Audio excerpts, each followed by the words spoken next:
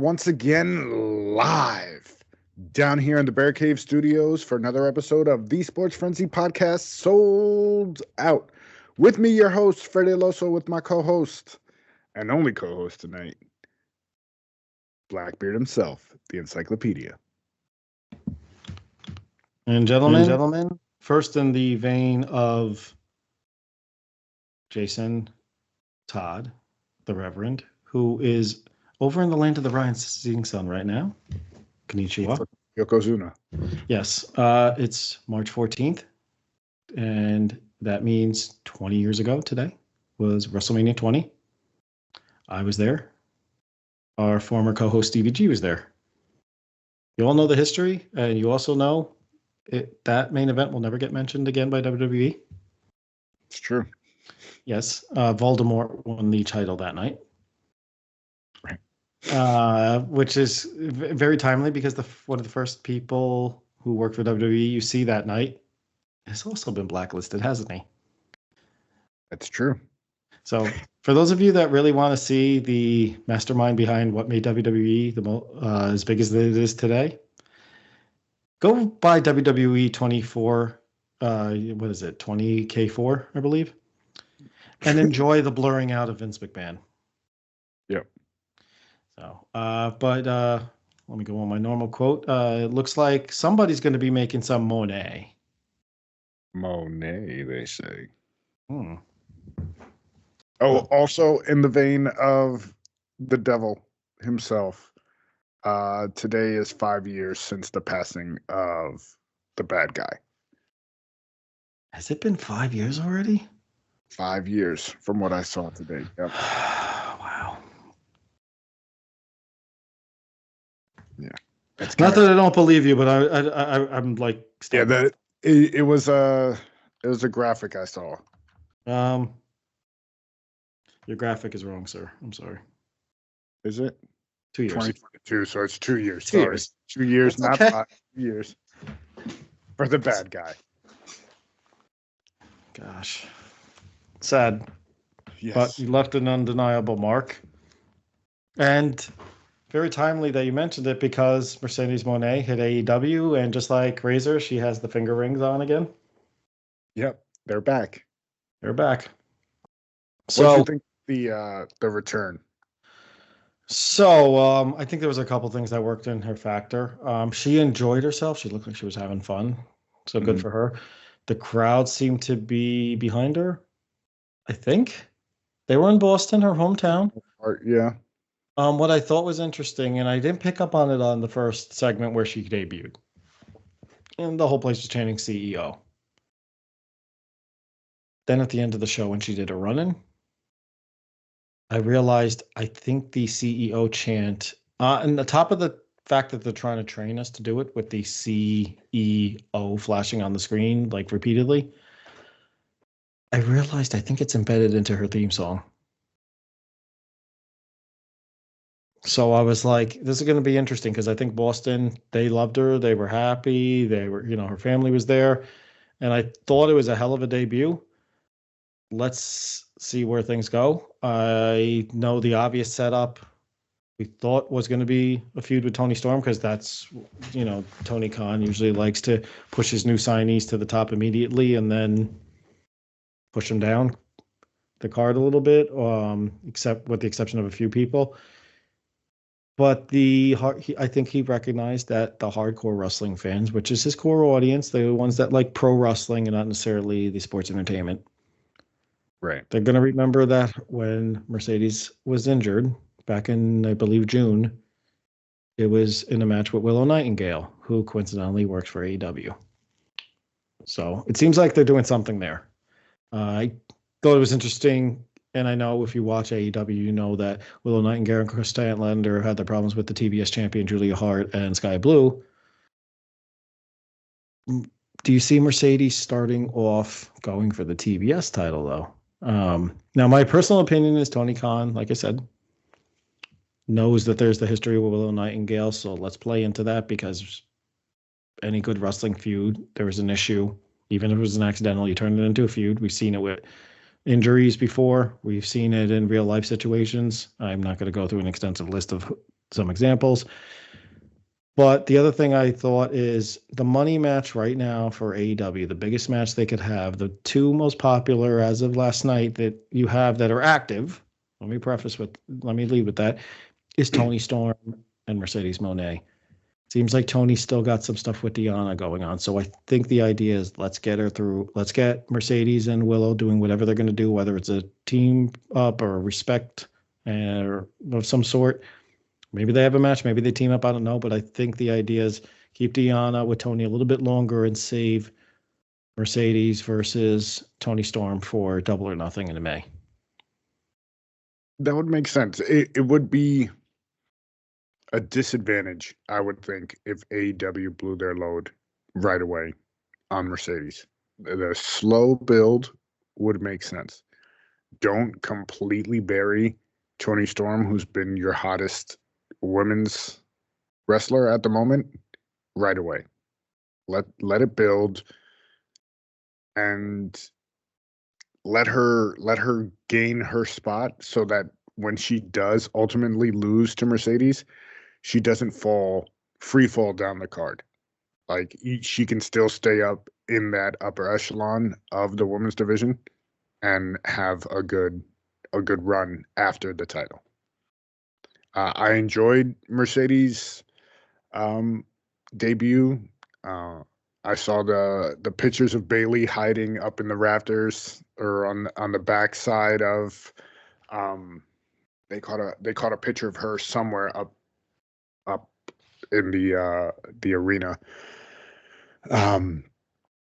So that was cool to see. She didn't make, WWE wouldn't allow her to be on camera at all. But I think a fan caught a picture of her up in the stands. So that was cool to see her supporting. I just hope they don't do it like every single other WWE signing that they've done in the past. I just hope they do it right because she deserves it. She would be leaps and bounds the best women's wrestler they have in their company the minute she has her first match.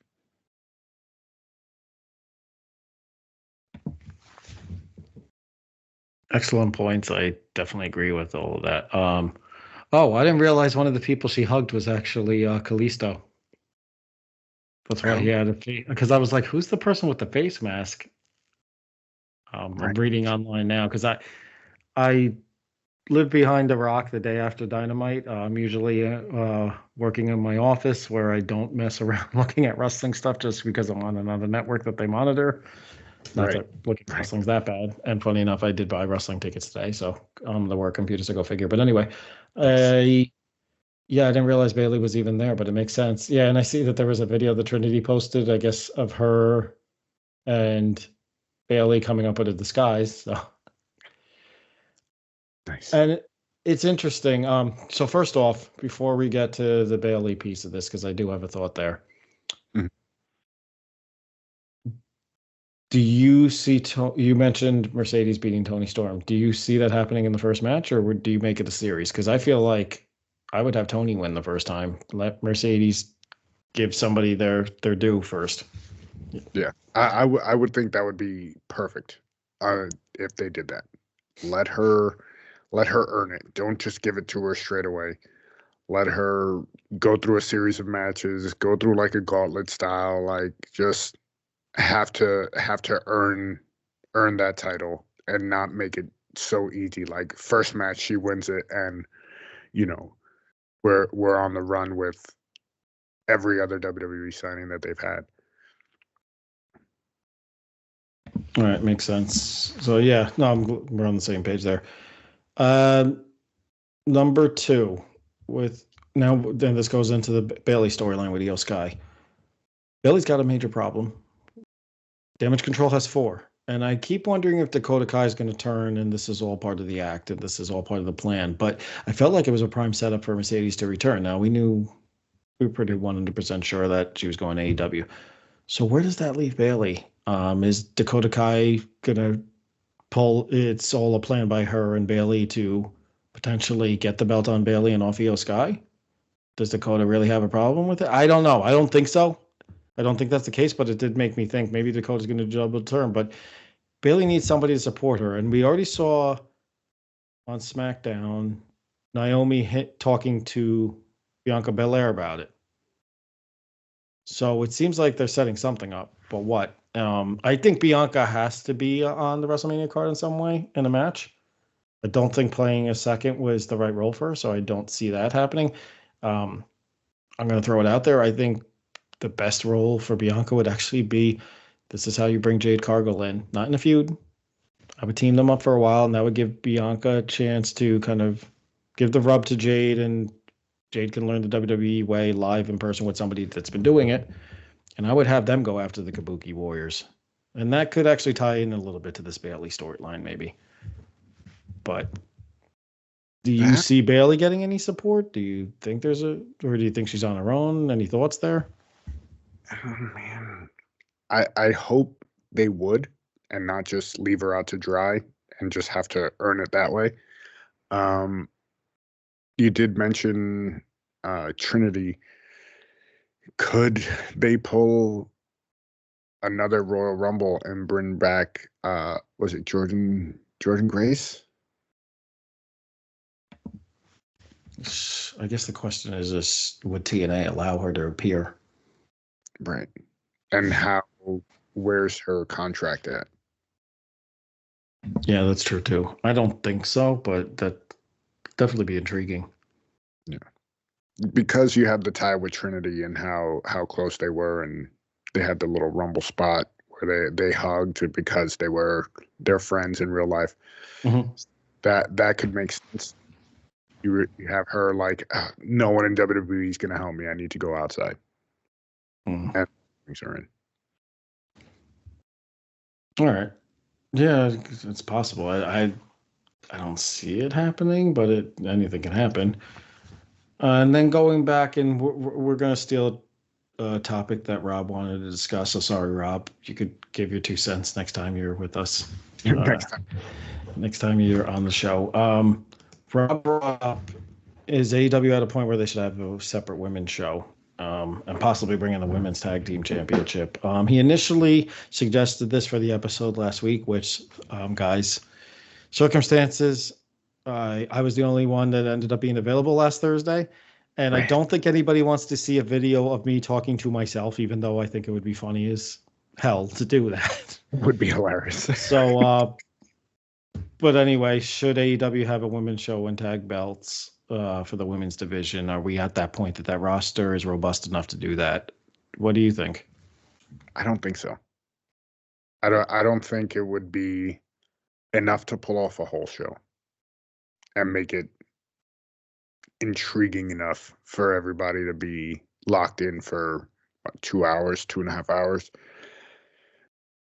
Not taking anything away from the women that are there now. Like, it's just, I don't think the star power's there to pull it in and keep the eyes on the product for 2.5 hours. Like, at least when WWE did it, they had Charlotte, they had Ronda, they had Becky, they had Bailey, they had Sasha. Like, didn't they bring back Trish and Lita for that as well? Like, they made a whole spectacle of it, and they had enough star power to pull it off. I just don't think AEW has the star power or intriguing enough storylines to be able to do it.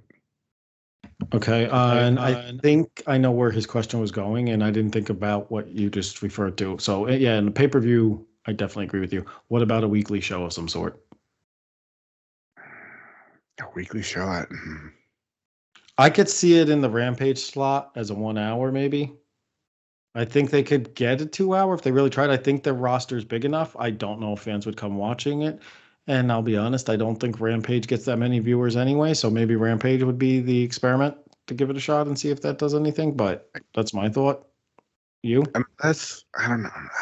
I don't want to downgrade them to YouTube either. Like, but maybe you start there and then build it to like take over Rampage. Or at least start it like, hey, the second half of Rampage for the second half of the hour is all about the women. maybe start it that way to see if you can pull in the audience enough to raise the viewership for it. Okay. And what about tag belts? Tag belts, I think they have enough of a roster to do so. I don't think it would take away or hurt the division. I think it could actually help some of the women further down the card to shed some light on them. Some that aren't so great in the ring but have potential. You can match them up with somebody who is more seasoned and can carry them throughout a match.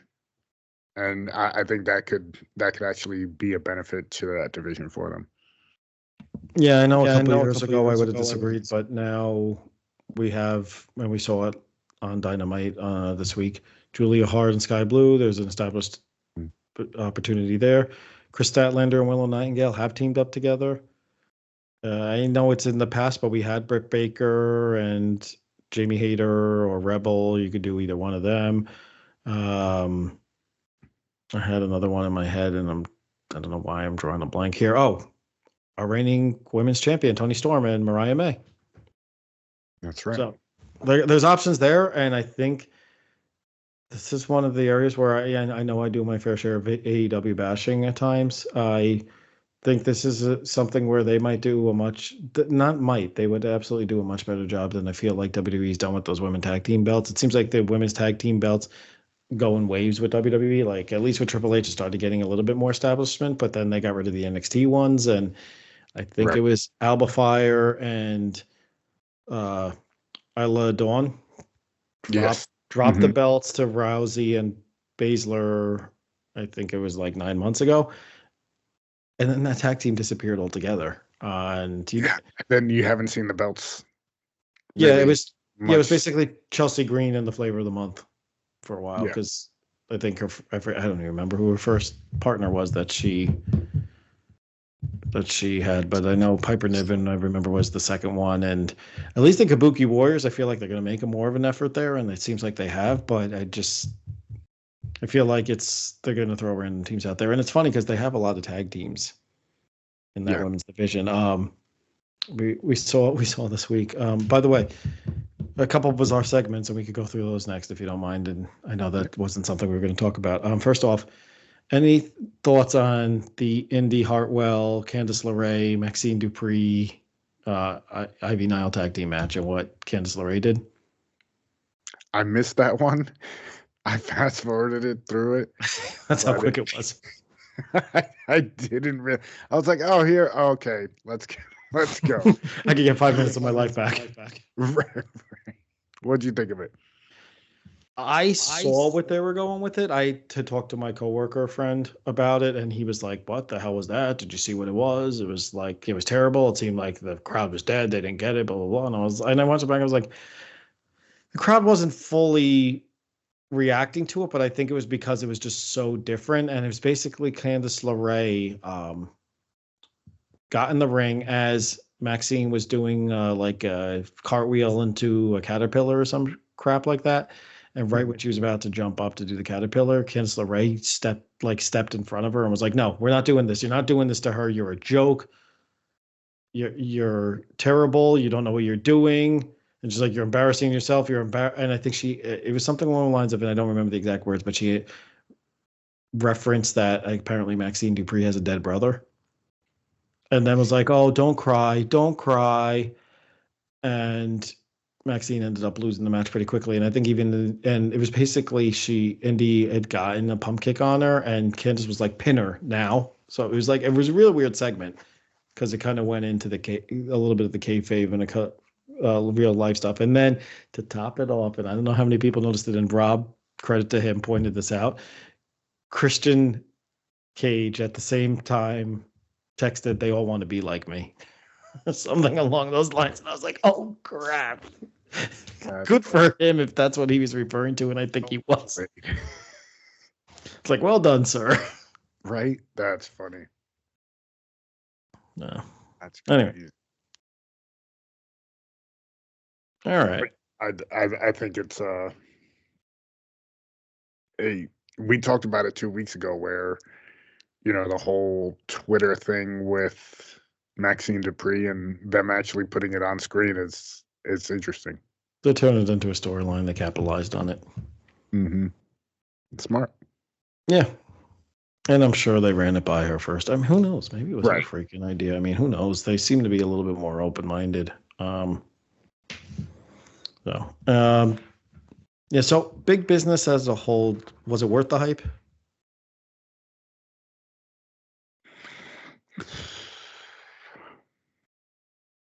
I don't know, man. I'm torn because there were parts of it that I thought were really good and parts of it that I thought were like, eh. That Samoa Joe Wardlow match, they threw that away on Dynamite, and I didn't think it was really. It was decent, but nothing to go home about. Right. Hook and Chris Jericho tag teaming against the Gates of Agony, and do I care? Bullet Club Gold seems to be back. I was like, to be no, they're back now. Yeah, I'm just like I was like, what was the point? You spent all this time having them have conflict to organize and become one large group with the Acclaimed and Billy Gunn, Bang Bang Scissor Gang, and then Yeah. I was like, really? Did you catch Billy Gunn basically yelling out spots? Oh, on the camera. I was watching on my iPad, catching up this earlier today and I watched the whole segment. I didn't pick up on that, but it just, yeah, I'm like, why should I care? I mean, the one match that probably stood out was the Jay White Darby Allin match, and the whole, when somebody's going to be off TV, we got to run an injury angle, and blah blah blah blah. Right. We all know Darby Allin was going to climb Mount Everest, so do we really need to go there? Oh, I wanted to get your thoughts. Okay. We missed it last week because none of us were available. But the Darby spot during the Sting match. Is this guy looking to kill himself? Like, is there no one in the back that's like, hey, let's fucking calm the fuck down? Like, I know we've talked about it in the past with him with his coffin spots and stuff like that. Like, I feel like what's next for him? Like, how much higher can he go up and before he really does damage to himself on live TV? I think he's an adrenaline junkie, and that just popped into my head. Even the match with Jay White, some of the moves he was taking, I was like, are you crazy? Especially after the glass spot where, you could see from those bandages, he's got some major holes and just pushing infection possibilities there. And he's supposed to climb Everest, is what he said. The glass spot was totally unnecessary, especially, at least it almost looked like Nick Jackson was pulled out of the way, or Nicholas Jackson. I'm sorry. Oh crap. I'm going to get a fine.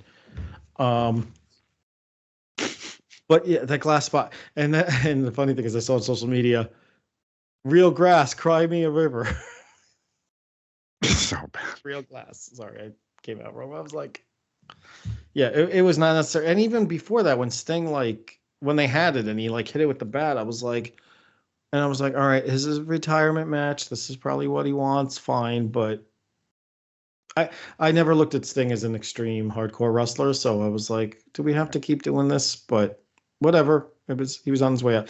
Darby, I just think he's an adrenaline junkie, and I hope he doesn't take it too far where he ends up injured on live TV.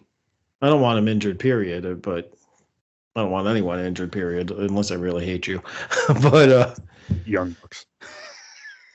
I wouldn't even go that far. I get that they've made a huge contribution to the industry. I just don't like their style of match. And actually, I don't have a problem with Matthew Jackson. It's Nicholas Jackson. I think he's just an arrogant asshole. But and they've kind of played into that in the EVP storyline. Matthew seems to be the sense of reason. Yeah, they've gone full tilt on that one.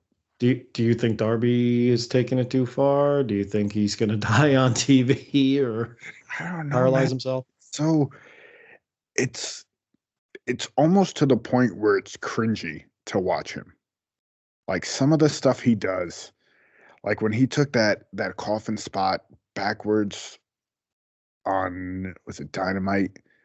And he landed on the apron. Like, I'm like, dude, you literally just went maybe 30 feet up on through glass, and then now you're doing this. Like, give your body a second, bro. You're gonna have serious health problems, and your body's gonna break down. And pray to God it doesn't happen, but getting addicted to painkillers and stuff like that just to deal with the pain that your body's going to be going through. Like, calm down for a little bit, tone it down a notch. Does he know how? There should be somebody backstage to talk some sense into him, but I don't know how that goes. Yeah, that's crazy. What's your over under on Mercedes being complained about in AEW?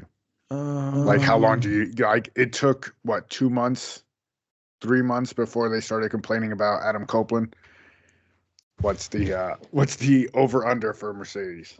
I'm gonna be honest. I think the Adam Copeland issue there was no issue. I think the Dirt Sheets just needed to come up with a topic to get some clickbait, and because we didn't really hear much about it. I think the bigger one was how long will she beat CM Punk's record, and I'm gonna be honest, I don't remember what it was. I didn't think it was that long, but because what did he debut? He had. People forget Punk went almost a year before there was a real issue there because he got injured and then he came back, and then the infamous incident in Chicago occurred. Right.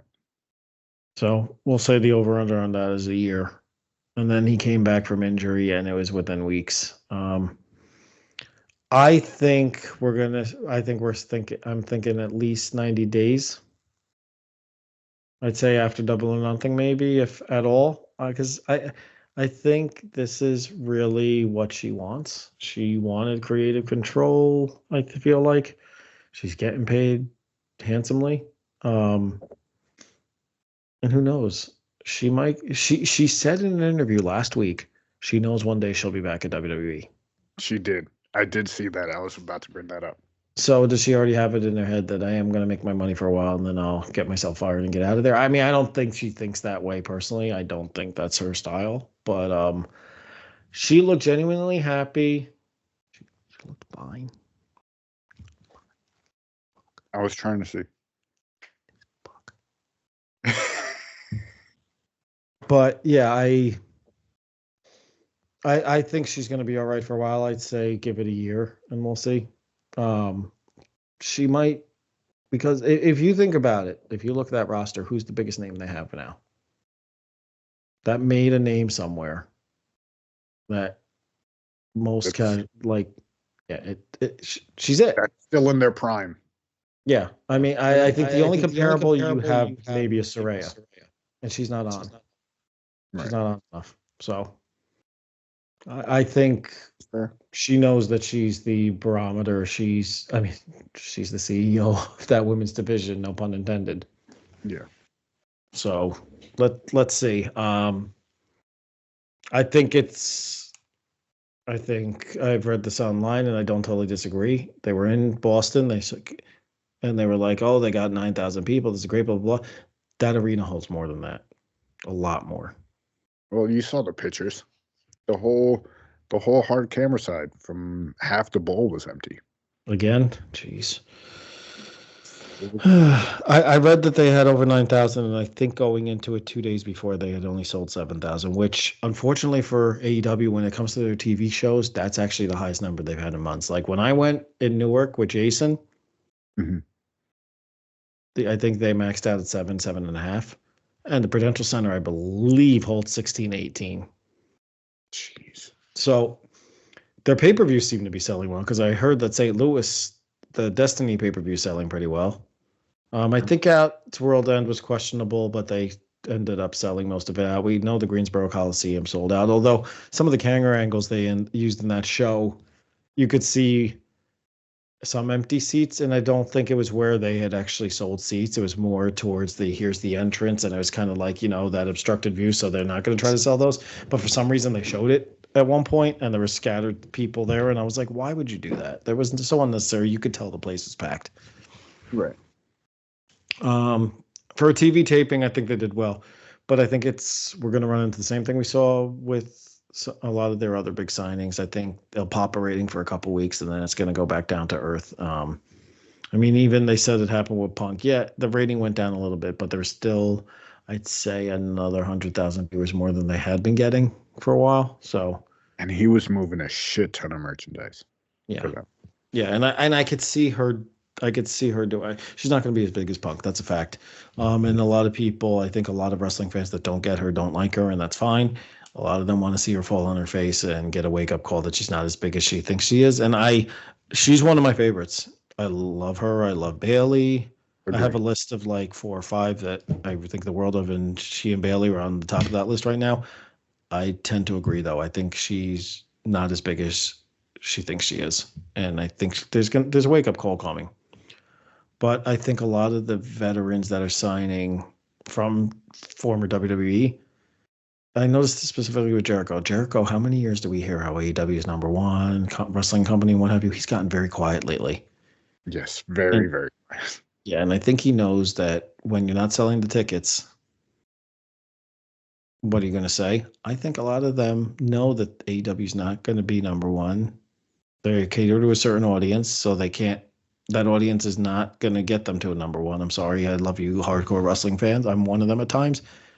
You're not the audience that's going to sell that arena out. They need to get the casual fans interested, and that's just not their style, and that's fine.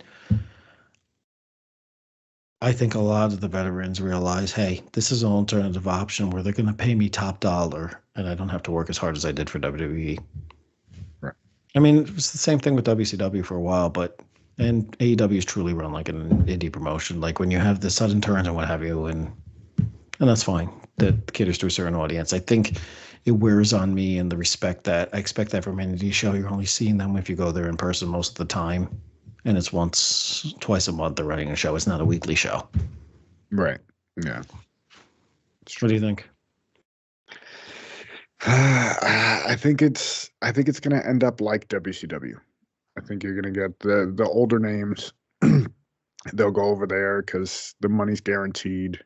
You can sit on the couch and take your time, but I think it's just they'll wind up accepting their spot as number 2 and just riding it out. I don't really see much else. Like they're never going to get to the level of WWE. Like I don't see it. They had their opportunity, but they dropped the ball.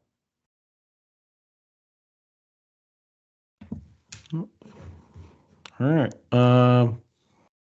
So next, we haven't gotten much into the lawsuit lately, and I before we get into this next topic, I actually did go back and read the 60 pages recently. Okay. And as much as the summary hit on a lot of it, the blow-by-blow physical and verbal and mental abuse this woman went through, a summary doesn't capture it all. If what everything was said was true, which it sounded like it was. I mean, so if that's the case and there's not criminal charges brought up, I don't know how they haven't been already. There's a major problem. The stuff that this guy, if it's true that Vince did to her, is just unimaginable. I know a lot of you read this 6-7 weeks ago, and I couldn't bring myself to do it. I finally said, all right, I'm going to sit and read this thing. And I was like, holy crap. Like the details, the dates, they had specific dates and everything. And just, but anyway, yeah. And you never actually read the 60 pages, right? I know it's a hard read, so a lot of people couldn't. So I've read the summary. Okay. So what was noted in the last week and a half or so on the WWE roster, all of a sudden Brock Lesnar has reappeared. He supposedly they're making plans for his return. Do you think he fits into Mania season? Did that ship pass? Do you bring him back at Mania to set up something for SummerSlam? Like what do you think the plan would be for Big Bad Brock? My personal opinion, Hmm. and I was a Brock fan. I know it was hinted at that he was involved. He wasn't specifically named, but it was strongly indicated. I think until that lawsuit settled and for sure he wasn't involved, I'm not bringing him back. But let's say in a perfect world, in the next 2 or 3 weeks, they could prove it. The second Sami Zayn became number one contender, I think that ship sailed. I don't know what a good option for him is now. We already saw Drew versus Brock. He could have done that rematch, but Drew's in the title picture. So Right. that's out. I'm fantasy booking. Do it. Rock and Roman versus Seth and Cody. And we know Solo and Jimmy are going to probably get involved, and Jay might offset it, but that's it. I'm having Brock. He showed respect for Cody in his last match. Test the waters. Brock costs Rock that match. And because we're doing matches, people are appearing on both nights. That either sets up Rock 2 at SummerSlam, or you could even set that up for night 2. That would be interesting. Because I don't know what's left. If he's not facing Gunther, how do you bring him back? Yeah, would it make sense? And by the way, I'm going to go as far as saying, and I like Sami Zayn. He's one of my, not favorites, but he's up there. I'd say top 10 that I'd like watching, and I did have a Sami Zayn shirt for a while. Sami, I don't have beating Gunther. I'm probably in the minority, sure, but I feel like the Gunther title change needs to be somebody that's going to get a major rub from it. And Sami was in a main event recently, but he's been Intercontinental Champion before. I still think Jey Uso was the option, and I would have done Jimmy versus Jey at Elimination Chamber, get it out of the way, because I'm sorry, I don't think people want to see that as much as they think they do. I don't think it's a Mania match either. I would have preferred to see Jey versus Gunther, but I don't think Gunther loses at Mania because they are going on that whole European tour after. So I just don't see it. I see him keeping it until at least at that point. What would it be? SummerSlam? I mean, in theory, you could also do Money in the Bank. No, Money in the Bank too. But Money in the Bank is what, France this year? Toronto. France is getting Backlash, and then I think they haven't named it, but the rumor is in May it's going to be back in Saudi or June, whenever it is. So you could do it Toronto. Yeah, and I guess in theory, I mean, it's not Montreal. You can't have Jey win it because they can't go to Canada. God, is that still going on? I thought they moved past that at this point. I mean, you could do Sami Gunther too in Toronto, and even though it's not Montreal, it's still Canada for Sami. But yeah, I don't think Sami's the guy. And this goes back to when Brock ended the streak. I feel like it's got to be a legend. Right. It was too big for him to topple, or it's got to be someone that could use that rub, and I don't think Sami fits into that criteria for either. Right, I agree. I mean, it's too bad he's on SmackDown. At least KO versus Gunther went to a no finish before. Right, so you could pull that again. Yeah, but I mean, you could have put LA Knight in that spot, move him over from SmackDown. But I think LA Knight versus Logan Paul made more sense. Instead, we're going to probably get Logan Paul versus Randy Orton. I don't understand that. Oh, speaking of Logan Paul, what do you think of the Prime logo now on all the premium live event mats? I don't like it, but I get it. It's a business move. UFC's been selling ad space on their mats for years. They're all under the same umbrella. I get it. It makes business sense. I'm not thrilled about it, but I mean, it's not the first time we've seen logos on mats. I think AEW has done it before. I know WCW has definitely done it. Yeah, WCW used to do it. I remember seeing the Slim Jim logo all the time. Yeah, and I mean, WWE hasn't really done it themselves with another brand, but I think WrestleMania 12, if you go back and watch it, the logo was on the middle of that mat. Yeah, remember they sold the is it the Sean Yeah, they used to cut up pieces of the mat. yeah, and they had the logo on it. Yeah. Yeah, if you were lucky to get a piece of it, yeah. Yeah. Because it could have been if you bought that plaque with the piece of the mat, it could have been the corner where there's no ads, but Right. Yeah. That's true. All right, Encyclopedia, tell us what we got in store for the rest of the episode. all right. So the main event I mentioned earlier, 20 years, WrestleMania 20. And very timely, it was also the last time The Rock was in a tag team match at WrestleMania. It was the only time that Rock was in a tag team match at WrestleMania. So, for those of you that might not remember, at WrestleMania 20, it was The Rock and Sock Connection reuniting. But it was The Rock and Mick Foley. It wasn't Mankind, you know.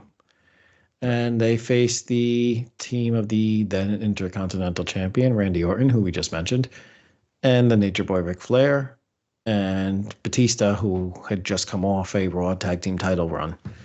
A little background about this match. I'm not going to lie. I'm going to cheat off Wikipedia because I don't remember exact dates.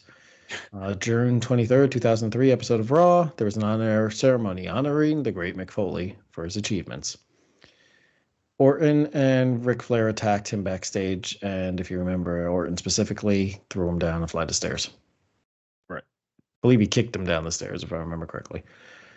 Foley ended up returning as a replacement for Steve Austin as Raw co-general manager later, and this was later in the year, and gave himself a shot at Orton's Intercontinental Championship on the December 15th episode of Raw. So this was right after Orton had won it, I believe. I think he won it from RVD, if I remember correctly, but I could be wrong. Foley walked out of the match and would not face Orton. Interesting. Give yourself a match, but not do it. And Orton even spat on him. I think that was an infamous segment. Right. So on the January, this I don't think is accurate, so I think Wiki's wrong here. But it said on the January 19th episode of Raw, Furious Austin declared that Foley would be entered in the Royal Rumble match and be expected to return and wrestle, which he did by eliminating Orton and himself from that match. Now, what I remember that Royal Rumble was, Test was supposed to come out. His music hit. He didn't come out. They went backstage, and Austin was checking on Test, and he's like, "What are you doing?" And he's like, "No, now you're in the Royal Rumble match. Get out there." That's what I remember. I don't remember. So I don't. Could be wrong. But anyway, storyline goes on. March episode of Raw, the first of March. Foley was joined by The Rock, who challenged Batista, Orton, and Flair to a handicap match. So I'm reading it off Wikipedia, folks. It's been 20 years. I know I call itself the encyclopedia, but the encyclopedia does research as well. That's what we use encyclopedias for. Right. If you still do that, I don't even think students use encyclopedias anymore, so I'm archaic. What else is new?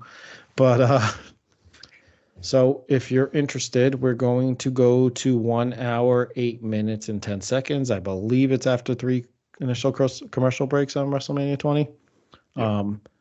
At the 1 hour, 8 minute, 10 second mark, you see Rock and Foley, who had just cut a promo, and Lillian Garcia in the background thinking about the Rock strudel. Right.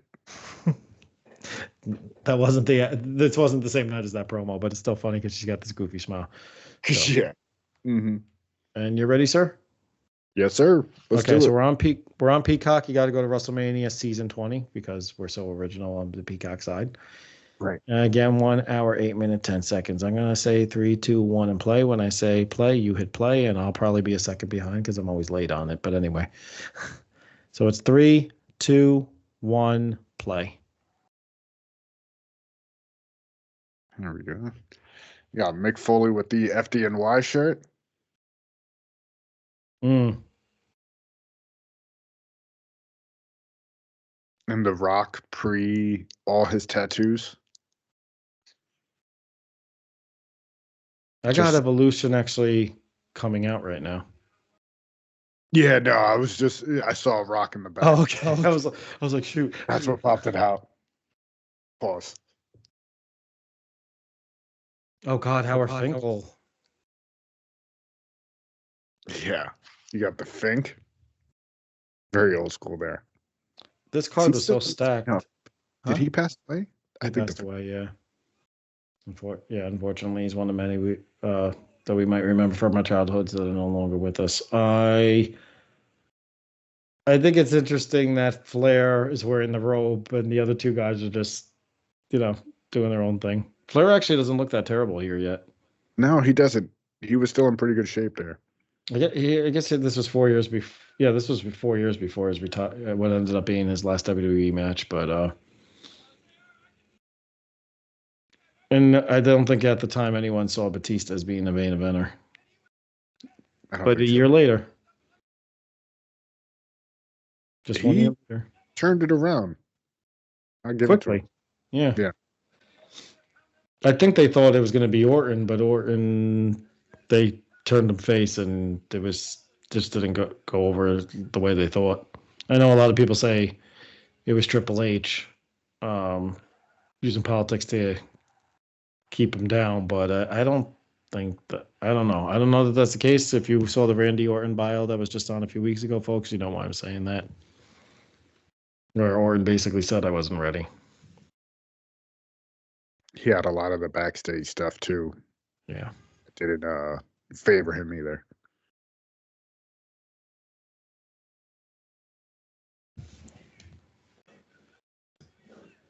Mick Foley was in decent shape here too. Yeah, well, I think he said he had done a lot of exercising and lost a lot of weight because he actually looks thinner here than he did even in his prime. Right. Not anymore. No, not anymore. I could give you a report on that. I'm actually so for those of you in the New York, New Jersey area, if you want to make a little ride out to Hackettstown, if this gets posted in time, Friday, March 15th, Independent Superstars of Pro Wrestling are running a show at the Hackettstown High School, and it's called Have a Nice Day, and Foley's going to be there. Nice. And for the low price of $60, you could get a photo or an autograph, or if you want both, you could pay $80. I'm going to tell you right now, I am not because I've already paid for an autograph once, and I met him another time. I got an autograph, so he's gotten enough money out of me. Right. He's on his end tour, right? Like I think by the end of the year, he's calling it quits, and he wants to go Private citizen. Yeah. Yeah. Well, Rock looks so small here than he does now in his 50s. God, it's insane. I mean, I guess at this point he was full time into movies, but he doesn't look like The Rock to me. Yeah, I think he looks very what was it? Gridiron Gang? Was that around this time?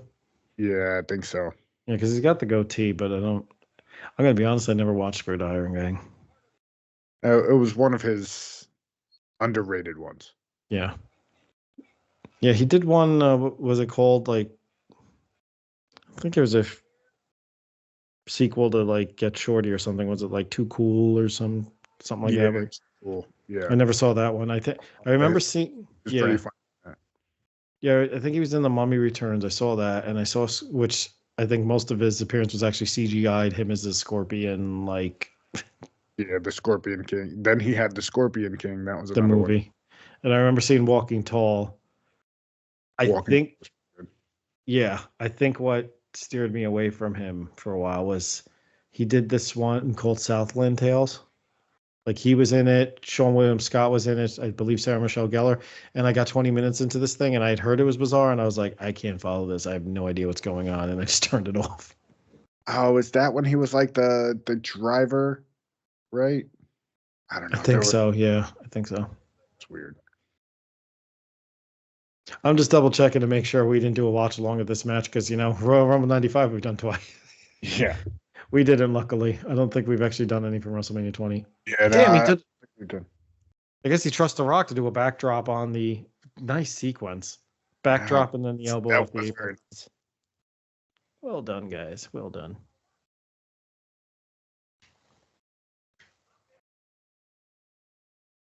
It's weird seeing him with hair now. Like I feel like it's been so many years that he's been bald. Yeah.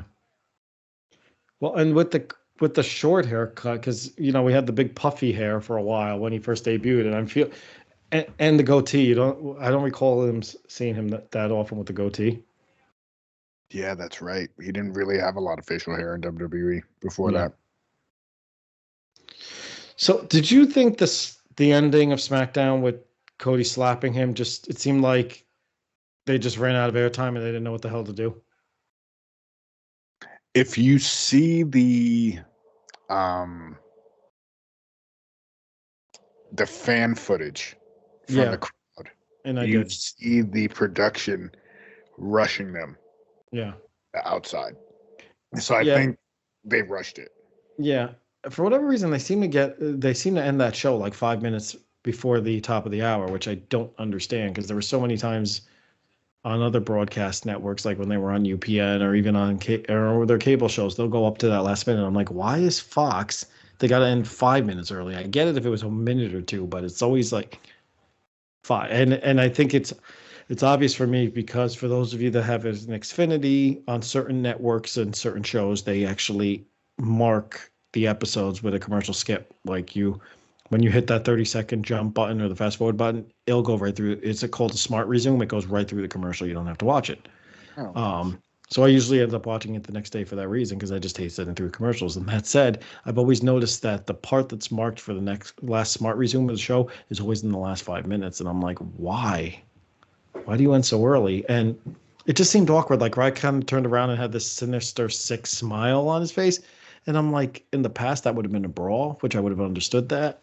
And instead, it was like, that's how it ended. And I got to go back to watch the fan video that you've referenced because I didn't see what happened after that. I just saw the footage of them like signaling, you got to hurry up, you're running out of time.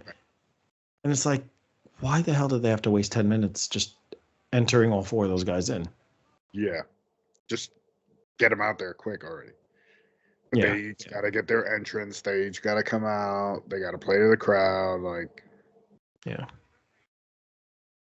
And I think it's the Cody Seth entrance. They could have shortened that a little bit more, but yeah, I'm digging the Rock's new entrance though. The the whole lightning thing, yeah. the lightning thing and how it strikes right when he comes out. Like it's well done, very well done. I think. That's true. That's true. You got Batista here making Rock look small, and now it's the other way around. Yeah. But the other interesting thing is when Batista was laying those knees in, it seemed like The Rock's timing was slightly off, like he was jumping too early. Yeah. That's the thing. Rock was very entertaining. I never thought he was a great wrestler. I thought he was good. Yeah, I'll I'll agree with that. I think his strongest suit was always on the mic. Yeah. Like he could talk for days. Oh yeah, still can. Yeah. Do you feel that he's pushing the envelope now with some of the promos he's cutting? Like he's like stuff that's borderline not PC, and he's running with it because he still thinks it's the Attitude Era and he could get away with it.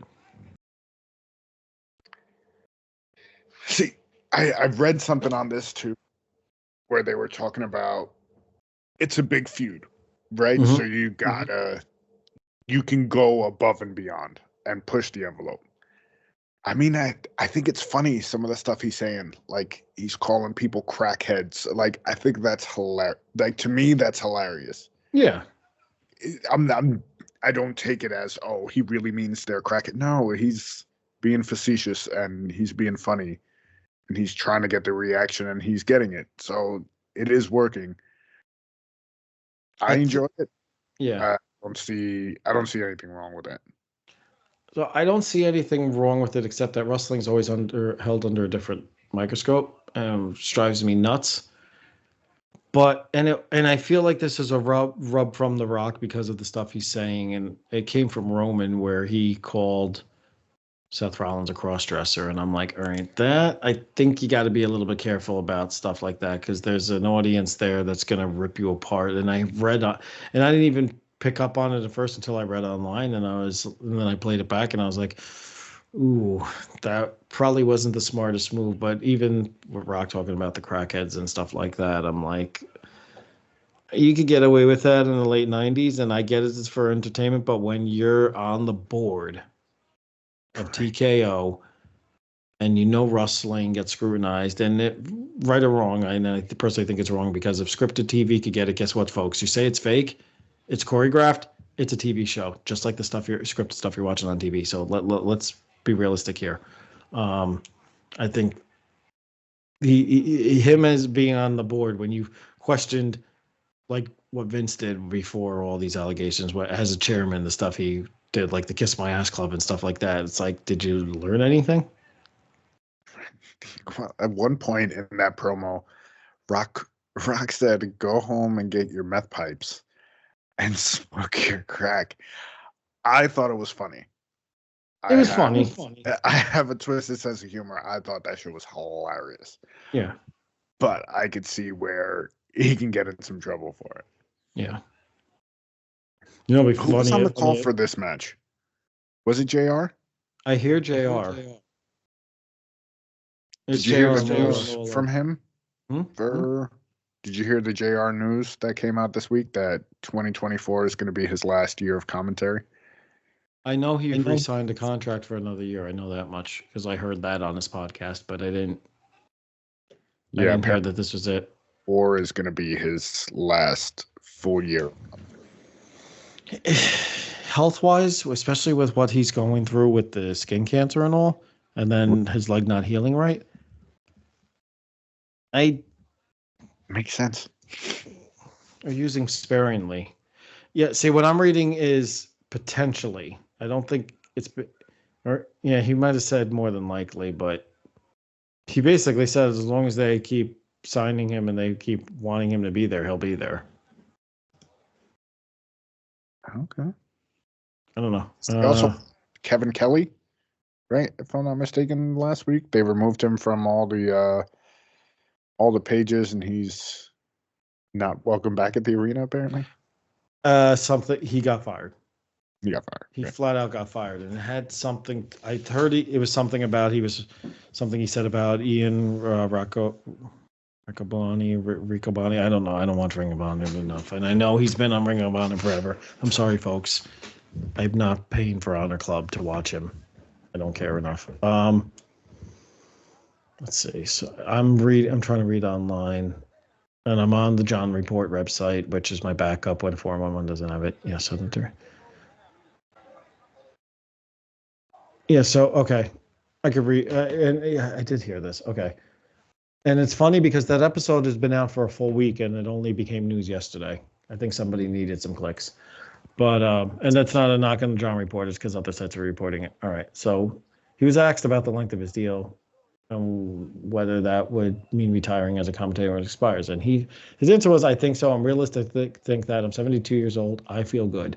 I get healthier every day, which is great. But I have to think realistically, this could be my last year and more than likely will. It's to be determined. That's between me, my health, and Tony Khan. That's what I remember him saying.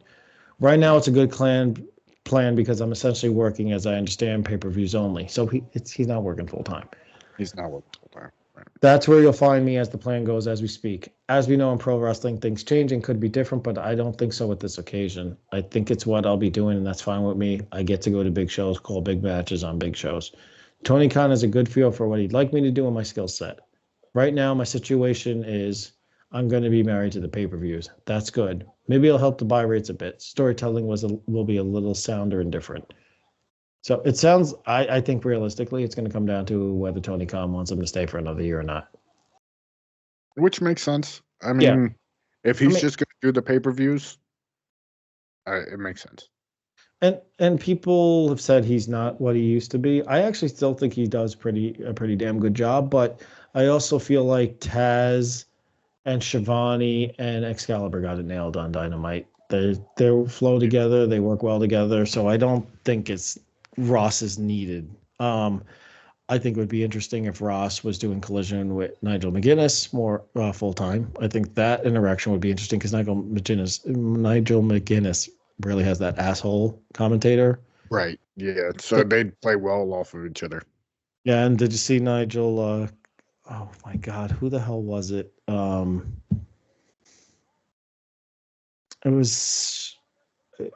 might have been Mariah May. I think it was Mariah May was wrestling, and he like got down on the ground and was like going like nuts, and they were like, whoever was with them was, it might have been Shivani, was like, "You're embarrassing yourself. What the hell are you doing?" Nice. It was stuff you would have never seen him doing for NXT UK or NXT when he was over here. By the way, while we've been talking, did I miss The Rock doing the Ric Flair walk yet? I don't think he's pulled it out yet. Okay, because that's one of my favorite parts of this match. And for everybody, the encyclopedia was in attendance for this match. Yep. For this pay-per-view. So was Stevie G, our former co-host. Stevie G, yes. Rob might have been here, but I didn't know. We weren't friends back then. I didn't know him yet. So Jason as well, because you and Jason and Rob were all at a show together and didn't know each other at the time either. That was the 2002 SummerSlam, so that was before this. So it's possible. This is the first time we didn't use that little side entrance right there. Yeah, this is one of those times. That's true. I think Monday night, when they did Monday Night Raws, were the other times. Yeah. Yeah, I remember going to a Raw there back in the day. Oh, that's right. I forgot that Flair did this first.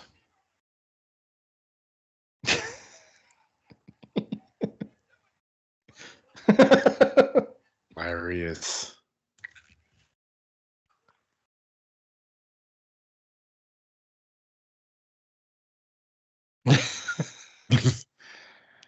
Classic. Do you think Rock can still do the kick up? We'll see. We'll see at Mania. I would say if it's possible, but I feel like he's so muscled up now that I'm not sure. Might be tough, right? Right. He doesn't quite have that lean muscle we're seeing now. Yeah. This is what I remember.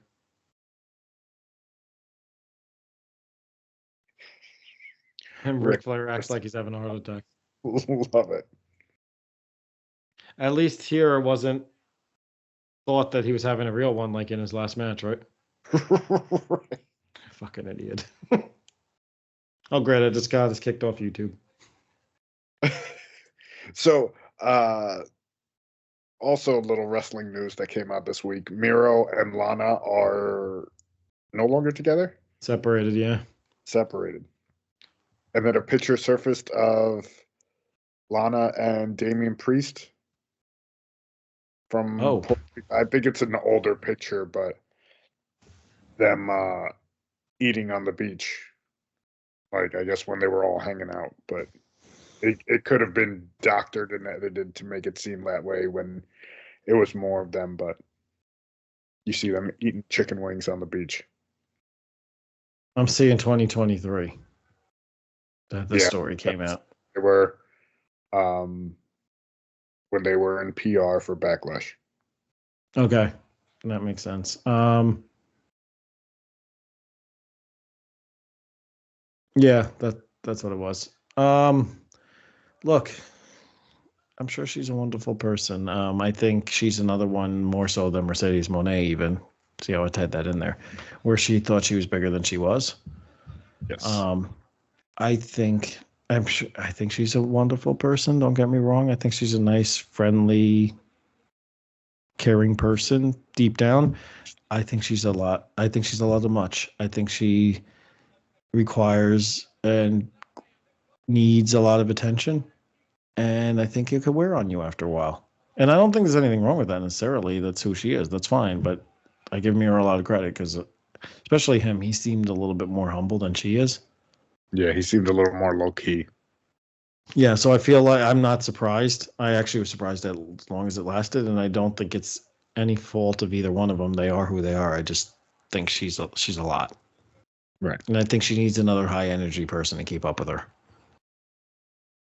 Makes sense. Well, that's just my opinion. Mr. Sacco is out. I think one time I had ordered something off shop and they threw in a free Sacco. That's hilarious. I think Steven had it, and that's it. And there it is.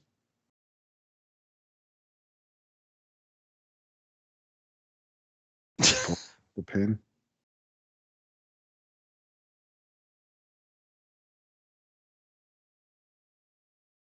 And this Mike, wasn't the end for haven't them. seen him since what? He got fired? Did he appear? He appeared in AEW for a little bit now, if I'm not Foley? mistaken. No, Kyoto. Oh Or yeah, Kyoto did. Kyoto actually has a podcast. what? I think it's behind that adfree.com firewall. Got you. And I don't think it's on that minimum $9 a month tier. I think it's on one of their higher tiers, but he really sounds like he spoke too much. He's got a really deep voice. Like you wouldn't expect him, but he really sounds deeper than this. It's actually kind of surprising. Like when we watched him for decades. Yeah, Like, right. yeah, when I first heard him talk, I was like, oh my God. That's hilarious. And if I remember correctly, he shares his opinion. He's opinionated, but it's interesting to hear his perspective on stuff. So if you got time and you could find some of his stuff, I definitely think it's at least worth a little bit of a listen. I don't know if I'd listen to him every week, but I think they call him Monday Mailbag with Mike Kyoto. Okay. Conrad, send me that advertising check. All right. Hook it up. Right. And this isn't the end. This feud goes on. Foley versus Orton occurs the very next month at Backlash for the Intercontinental title. And it is a no holds barred match. Foley was actually Cactus Jack in that one. And I'm going to tell you folks now, I'm sorry to disappoint you. We've already done it as a watch along. Go check the archive. We don't want to do another watch along with the same match again after the Royal Rumble 95 fiasco, although we might make that a yearly tradition. I don't know. It might be a yearly thing. So, but I guess that's it for tonight. That's it. The Sports Frenzy Pod on Twitter, The Sports Frenzy Podcast on Facebook, Instagram, and YouTube. Go check it out.